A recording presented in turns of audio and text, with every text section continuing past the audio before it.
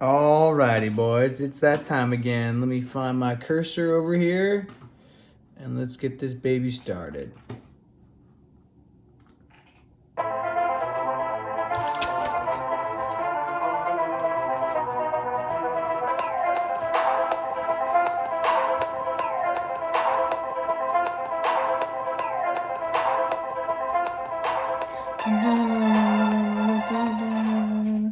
Hey guys, welcome on in. This is Ockey Budz episode 148. I'm your host, Drew Taylor, and it's been a couple of days, been a few days since I've been in front of the phone here recording myself, so I apologize for the break, but it's just been a little busy getting ready for the baby and handling some work stuff and going to events. My weekend was packed. As you see, I'm in a different background now. I moved my entire office into a different room in my house. So all of Saturday I was busy moving stuff. So it's usually when I record Saturday morning.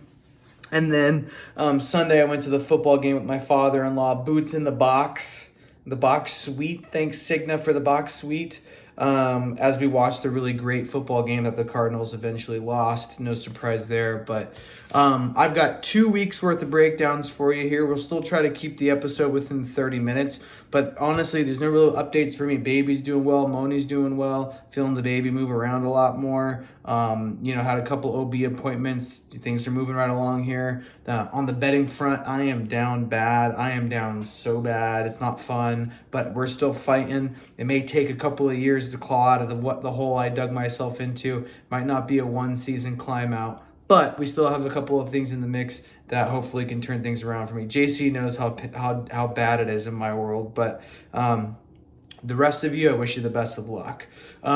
Just had a couple of trades come in from the fantasy group, so it's going to be fun to look at those briefly here. It's going to be fun to dive in, talk about different teams. I mean, most everybody is still in this except for Team Russia, which you'll probably start to hear me refer to Evan's team as Team Estonia now, or Team Latvia, because it's definitely not Team Russia, right? It's Team China. They suck. So Evan even updated his name to Team Russia Sucks, which is hilarious. He's fucking pissed at his team. My Christmas decorations are up, so I'm feeling the spirit. So maybe spreading a little bit more love and cheer than normal. Psych, not.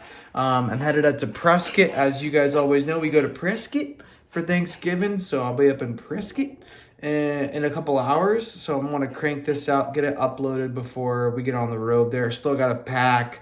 Still got to go and drop off some stuff at Amazon. So I got to get busy, but dude, I haven't recorded since Jack Hughes got hurt. That's fucking crazy. That injury, the name of the restaurant was the Chicago Cut, and then he goes and gets cut. And Chicklets does a great breakdown of it, so I highly recommend going and watching Chicklets because they have that guy Frank, the Tank or whatever, on from Barstool, and I guess he's at Jinx, and he was there, and then after he left, Hughes gets hurt. So just a funny story. Highly recommend it. But yeah, it was kind of a bummer for my squad. Hughes was obviously I go pick up Heisher because he's gonna fill Hughes's spot on the top roll and New Jersey. But damn, man, that was a wild one. My team is rolling right now and fucking didn't need that.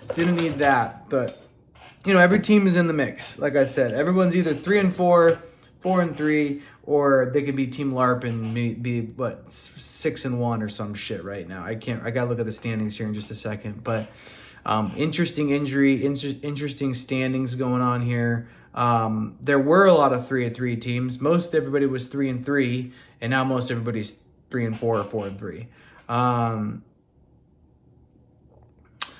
Let's see here. I had, at the point of when I wrote some of this down, I had the most goals and the most wins from goalies, which is awesome. But I don't think that's the case anymore. We had a couple of massive trades, so why don't we go look at those real quick. Eichel for Matthews, just a standard swap there. I think Matthews is still injured, but he should be coming back soon. I forget if I talked about this one already, so I apologize, but I don't know. It's kind of even. The only thing is Matthews is still out. He's back on the 26th. The Maple Leafs and the Oilers, they look real bad. Real bad. So maybe Matthews can come back and turn it around. Maybe he's going to turn it up a notch because he was dealing with something that was holding him back. But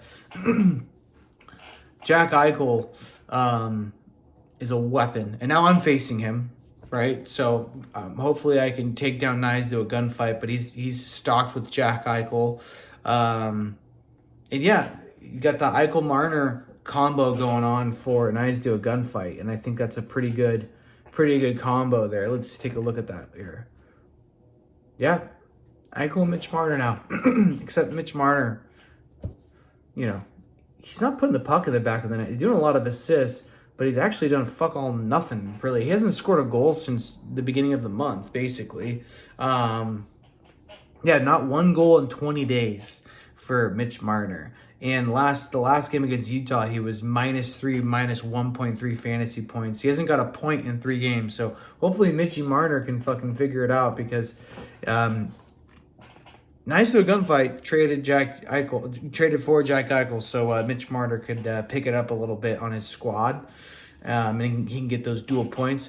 Jack Eichel is doing enough. He's getting a lot of points. Lots of points, right? Just had 3 points the other night. Just had 2 points the other night. So at least Eichel's doing well. I don't really know who wins that trade. It all depends on how Matthews comes back from his injury. Right now, I think that's pretty even, fair trade. Even Stern. It was Stern. It was just 1 for 1.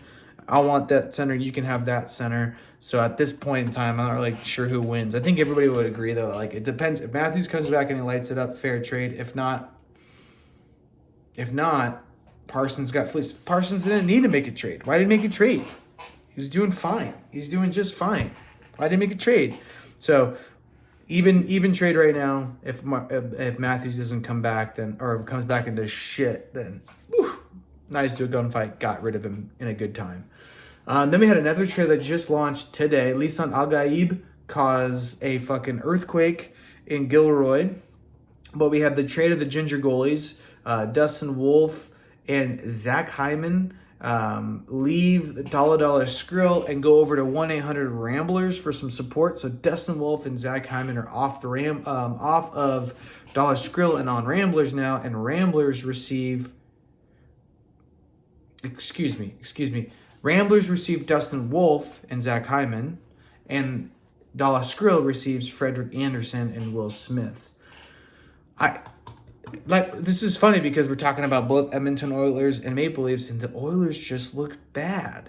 So I don't know if Hyman's going to figure it out. Maybe JC's rolling dice saying, hey, it can't get any worse than this for Zach Hyman. He'll figure it out. He's been out for a while, so he'll start putting the puck in the back of the net, in the front of the goalie, in the crease, on the power play. And maybe he was overstocked on centers or whatever, but it's interesting because he gets rid of Will Smith, right? He's a Sharkies fan, so he gets rid of Will Smith. Adds him from the wire and then trades him. Frederick Anderson hasn't really done anything. He hasn't gotten a win since Mitch Marner got a goal on November 6th. And Dustin Wolf's on one of the worst teams in the league. So I don't know. Right now I see this as the only valuable player big time in this trade is Will Smith. He's the only guy who's doing anything. I think Zach Hyman has 1 assist. He has 2 assists on the season. So a bit of a nothing burger, if you ask me, at this moment, right? Am I wrong? This is a nothing burger of a trade. It's just a couple of goalies that hardly get wins. They get 1 or 2 wins a week, or a month, and a couple of guys that, Will Smith's the only one that's electric right now. So at the end of the day, I think Dollar Skrill might win this one, in my first opinion, because Will Smith's the only one scoring points. Other than that, we shall see, but fun to see some movement happening. Let's get into the funny face, and then we'll start diving into the weeks that were, and then we'll get going here, boys. Thanks for listening, as always. We got team Everybody Loves Raymond, and we're going to go with Ivan Demidov here. Ivan Demidov. This guy looks like, look at him. Just go find him. He's on Tyler's team. He looks like a true Bond villain, like like Alec Trevelyan. Remember Alec Trevelyan from GoldenEye? Trevelyan. Or he looks like Dr. No. You know, Dr. No is the one, I think, petting the cat, if I'm not mistaken. But that jawline just looks like if Mr. Incredible was like in a fit state, Mr. Incredible, but when he was jacked. Like, this jawline is just fucking strong, and that chin, I swear it's like a right angle. It's a long chin, but this guy looks like he's got the name Ivan Demidov, and he looks like a Bond villain. This guy is straight out of a Bond movie. Yeah, he's looking to take over the league, right? With that laser stare. So that's your funny face of the week. Ivan Demidov on Team Parsons, looking like a true fucking Bond cuck. All right, matchup number 6. Go back a couple of weeks, boys, if you guys can remember. I dominated, just crushed Joe Ford. Everybody Loves Raymond gets a nice win, just crushes. Both the Ford brothers just had a shitty week 6. That's probably why they weren't like, where's the next episode? Where's the next episode? Because they knew that their week 6 was shit. So don't think I was going to skip over that, fuckers. And then you had Chippendales edging out Dollar Skrill, y'all. That's a scrappy win for Chippendales because Dollar Skrill is the team to beat this season, other than Larpins. Rambler gets a big win, massive win over Chanel East Coast. Couple of massive wins here, right? I win by over 100. Everybody Loves Raymond wins by over 100. Ramblers win by over 100. Curse Breakers beat Russia Sucks, Estonia.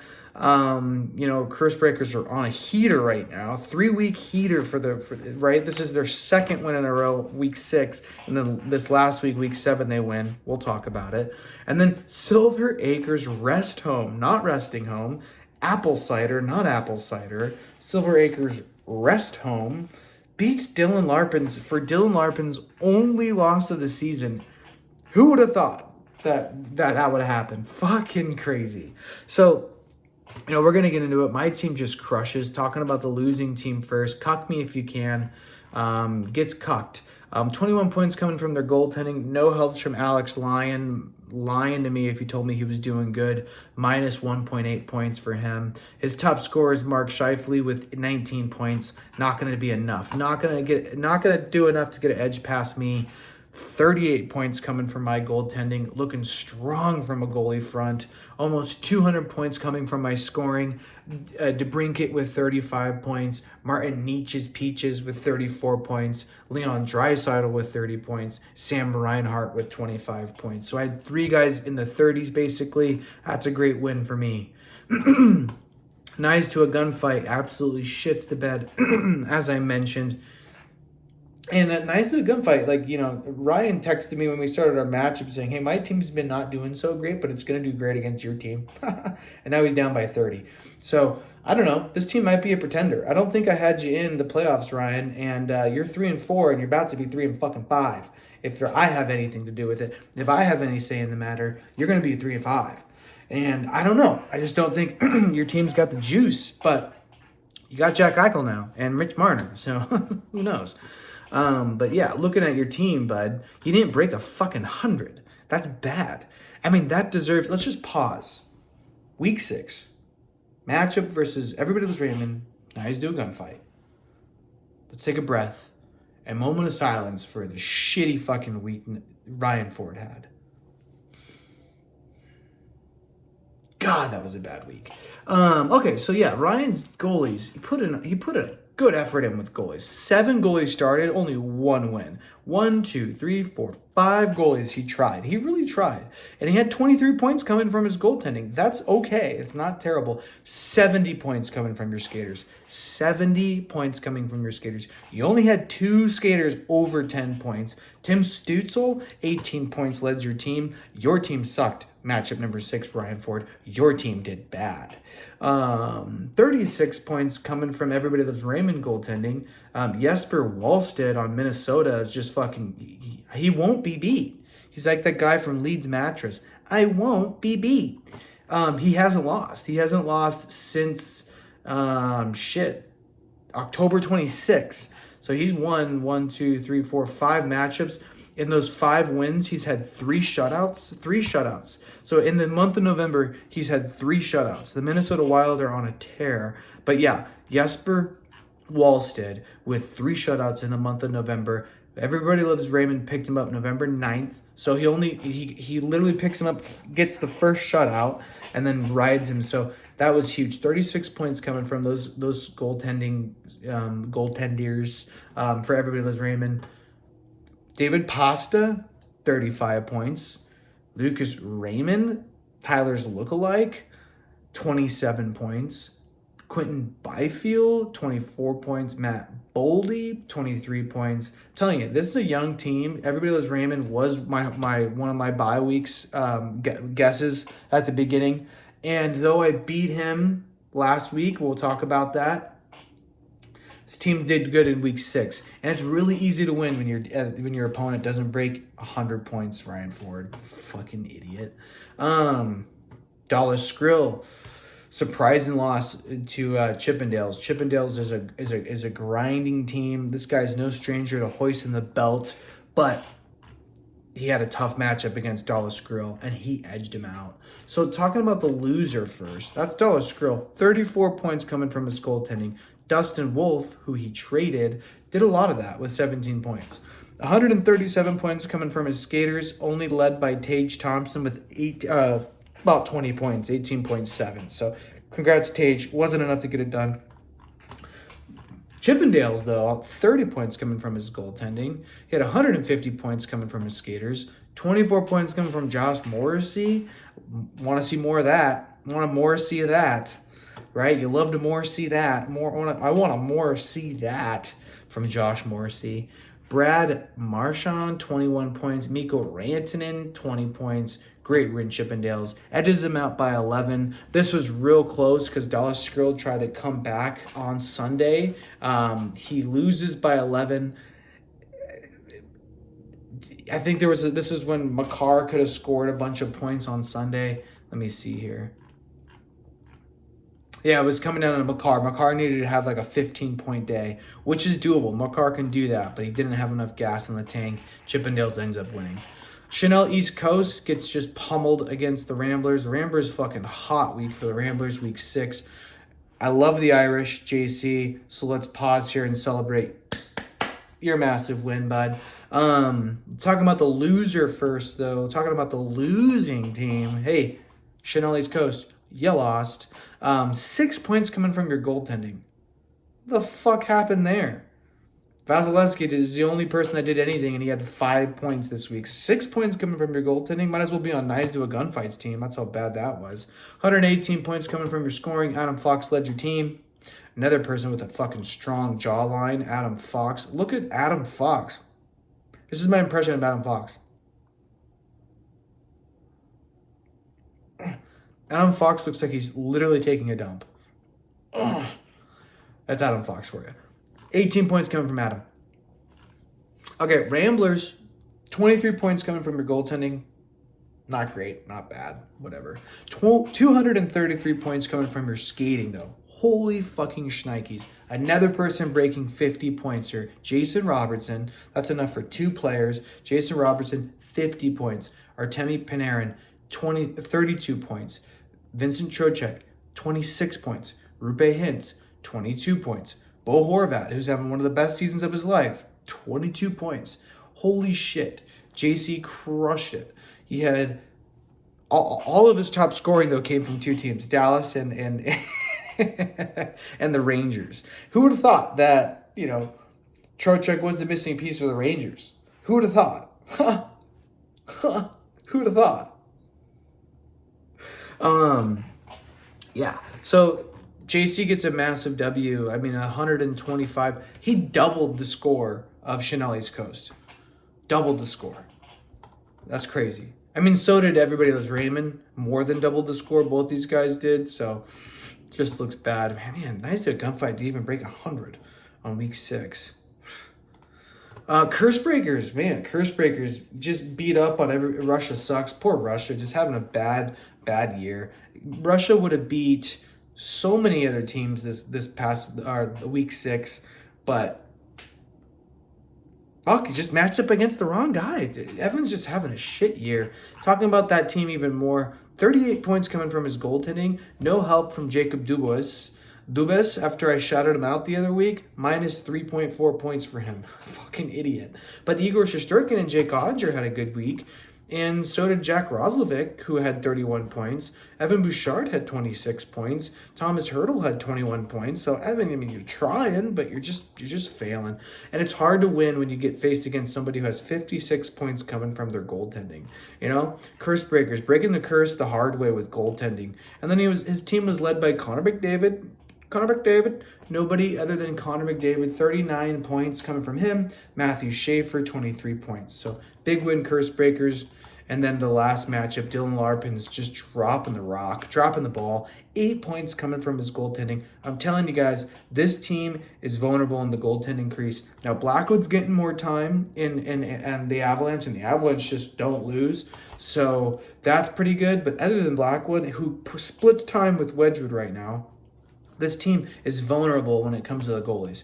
And then he also got 23 points coming from Mort Seider, and Nathan McKinnon came down to earth a little bit with 19 points, and Dylan Larkin with 18 points. So there was room for growth there, but didn't expect to see Wilga grinding out. 34 points from his goaltending, 24 points coming from Elias Pettersson, and that was enough to get it done. So congrats, Wilga, on a nice win. Let's get into some awards for Week 6. Week 6 awards, we got the Trojan Condom Top Performer of the Week. I mean, JC, you're in these awards big time. Week 6, dude. Week 6 was your week, and I didn't avoid recording because you got on the score sheet for these awards. I promise you, I was busy moving my room around so we could build a fucking nursery. One day I'm gonna get a crib, one day soon, and I'm gonna have to put it together, and it's gonna be hard. But JC, you knew who fought hard? You did on Week 6. Trojan Condom Top Performer of the Week, Jason Robertson, easy to give it, 50-point guy. Team Ramblers, great win. Tampax Little Bitch, the Dylan Larpin's goalies, and then who else? What other goalies? I forget. The Chanel East Coast? Yeah, Chanel East Coast goalies. Combined 14 points coming from their goaltending, just shit all around. You know, it's just tough because I think Larpin's goalies might be a theme here. I might give the Tampax Little Bitch to Larpin's goalies every time he loses because probably the reason why they lost. You know? He loses by 25 points, and that's like, you goalies can easily do that. Can easily get that. So both Chanel East Coast, even though Chanel got pummeled by Rob Dyrdek, still, his goalies didn't help at all. 6 points, and then Larpin's only get 8 points. So shit week from your goaltending, Dylan Larpin's and Chanel East Coast. Smooth move of the week. This is a textbook smooth move here. Textbook smooth move. Shout out Big Nate. Spot start Casey DeSmith. Picks him up midweek. Casey DeSmith back up for Dallas for Ottinger. Gets 13-point shutout. 13-point shutout. Nate Devon and the Chippendales win by 11 points. That's a textbook smooth move, buddy. Congratulations on that one. Back to JC, back to a Carpenter here. Top Gun, Tom Cruise of the week. Tom Cruise, Top Gun of the week.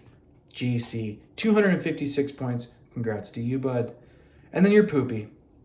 Talked about him a lot. Nice to a gunfight. Nice to a cuck fight, more like it. Didn't break 100. Just a major Poopy. And I might have to give it to you again. Week 7. Nice to a cunt fight. You suck. Nice to a gunfight. Just kidding. I mean, you kind of do. Hopefully you lose again this week. But, matchup number 7 now. Moving ahead one more week. So this past week that we just had, matchup number 7, I get a second win in a row. So I beat Tyler. It was a tough win. It was a grindy win. I stayed in front all week. Nice to a gunfight. falls flat on his face, gets beat by over 100 again, just getting crushed. Last 2 weeks, it was over early for Ryan Ford. Fuck, your team got pummeled. This is such a hard episode for you to watch, dude. Oh my gosh. Fast forward to the end. Jeez, actually, skip next week's episode because I'm going to dust you as well. Fuck, man. Ryan Ford, you're 2 weeks in a row, the opponent scored double your score. Fuck. God damn, man. I just feel bad. You might as well quit fantasy, dude. Just pass your team to somebody else. Give it to Giselle. She'll fix it for you. You fucking idiot. Chippendales. Chippendales gets beat by Chanel East Coast. She bounces back. Good job, Chanel.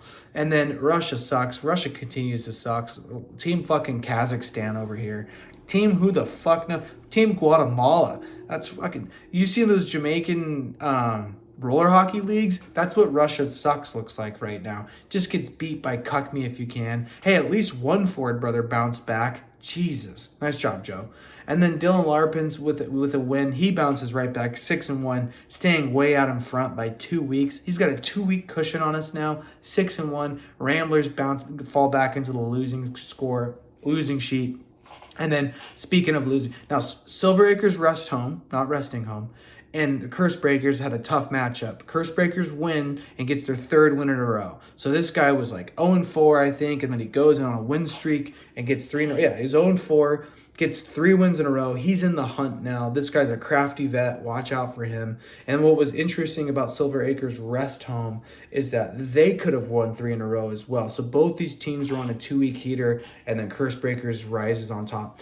Now, none of these matchups were really close except for Curse Breakers, who wins by 17. So really, I mean, it was an easy week for some teams for half this league, basically. So talking about the losing team first in my matchup, Tyler Parsons just falls on his face, but not because of his goalies. 45 points coming from his goalies, and then Connor Bedard with 31 points and Matt Boldy with 23 points. This is a young team. It's a young team, right? And now they have Austin Matthews once he's back healthy, so we'll see about that one. But I match his goalies with 46 points because my goalies are rolling right now. And then I get 23 points from Sam Reinhart and 20 points from Draisaitl. So big win for me. It was a team effort. I needed it, and we're on a 2-week heater for the Bang Bros. And then we had Knives to a cunt fight. Just gets dusted by Dallas Skrilla. Knives to a cunt fight. 24 points from your goaltending, and JJ Peterka led your team with 18 points. You know you're in for a shit week when JJ Peterka leads your team in scoring. Then we had Della Skrilla, 57 points coming from his goaltending. He had lots of goalies getting wins. Every single one of his goalies got a win. He had 8 games started for his goalies, 7 wins for them. Then he had 32 points from Jake Getzel. Tage Thompson with 27 points, Cal McCarr with 24 points, Troy Terry with 23 points, Shea Theodore with 22 points, and Tyler Bertuzzi with 21 points. Oh, and don't forget, Kirill Kaprizov, you heard of him? 20 points coming from him. That is 1, 2, 3, 4, 5, 6, 7, count them, 7 skaters over 20 points. What a fucking week. 213 points coming from his skaters. Holy shit. That's how you dust a team. You spread out the love. 7 skaters over 20 points for Dallas Grill, who is, I think, the strongest team in the league. Chippendales falls flat to Chanel East Coast. Chippendales looking at your team first. 9 points coming from your goaltending. That sucks. And then you had 29 points coming from Mikko Rantanen. That was the only good thing happening for you, but you got dusted on the goalie side of things. 64 points. You got beat by 50 points from your goaltending.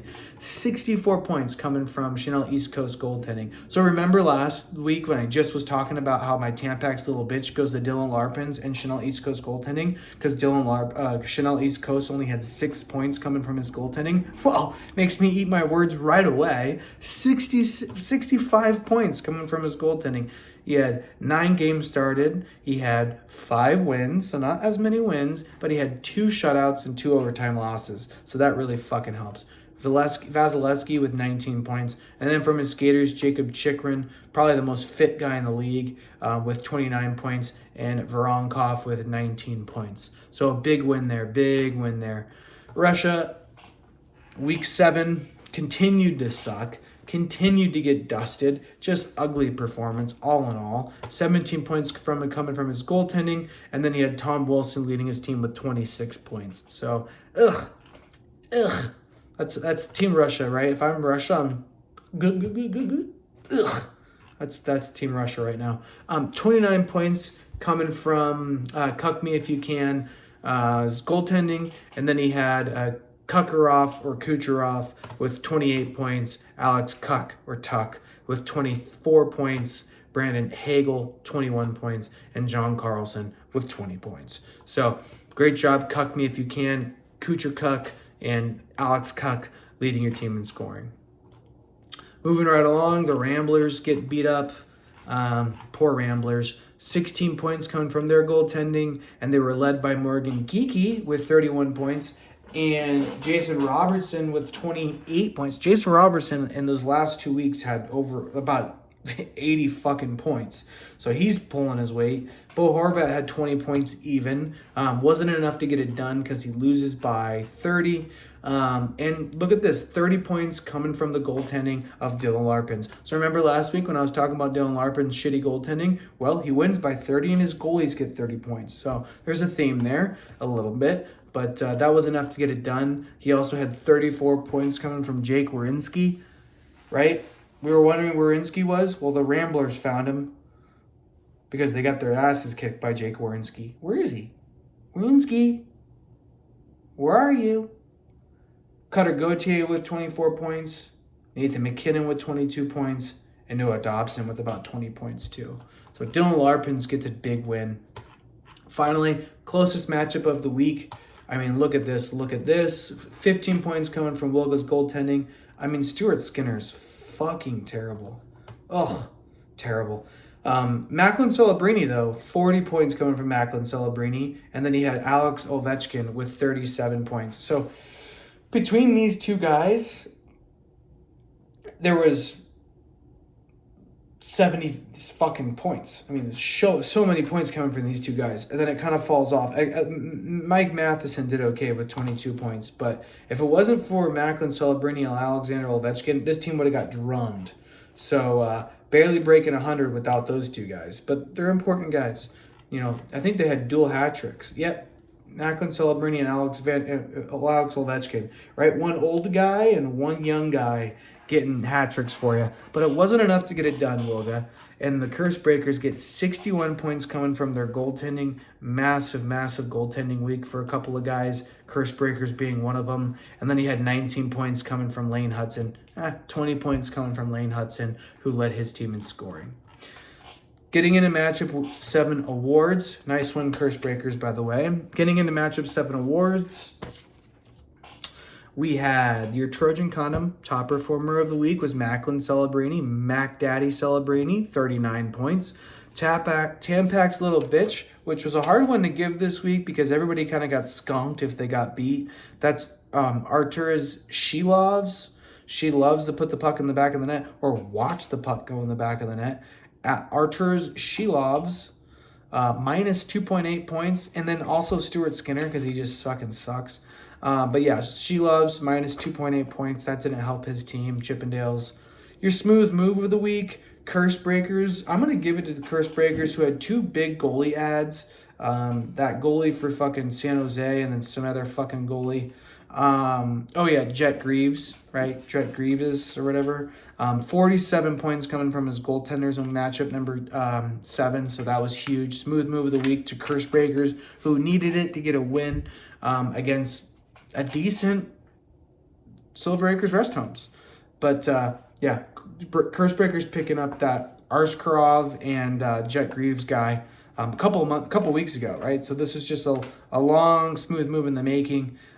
Top team was Dalla Skrill, so Tom Cruise, Top Cuck, Dalla Skrill, and then your Pampers Poopy 2 times in one episode. You get the Poopy 2 times in one episode.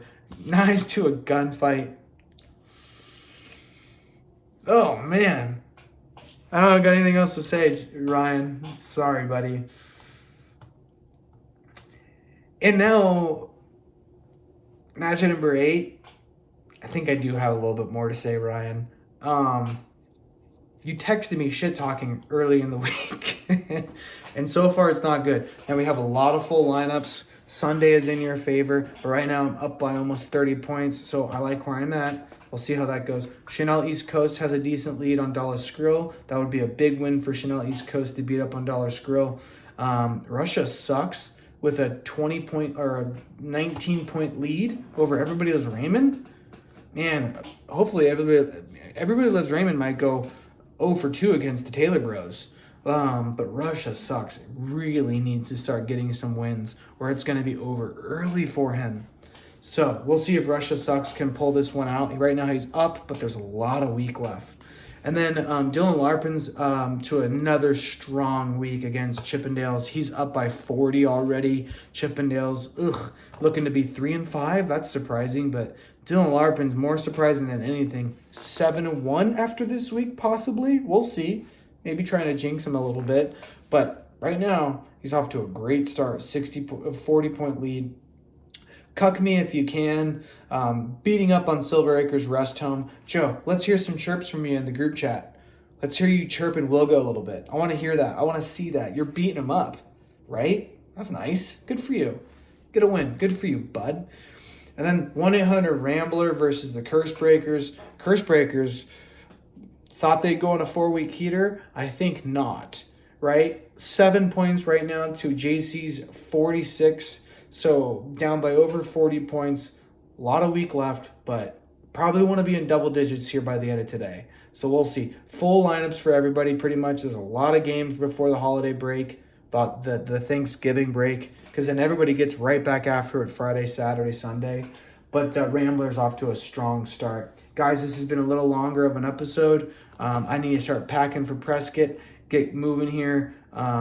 This has been fun. Let's just take one more look at things.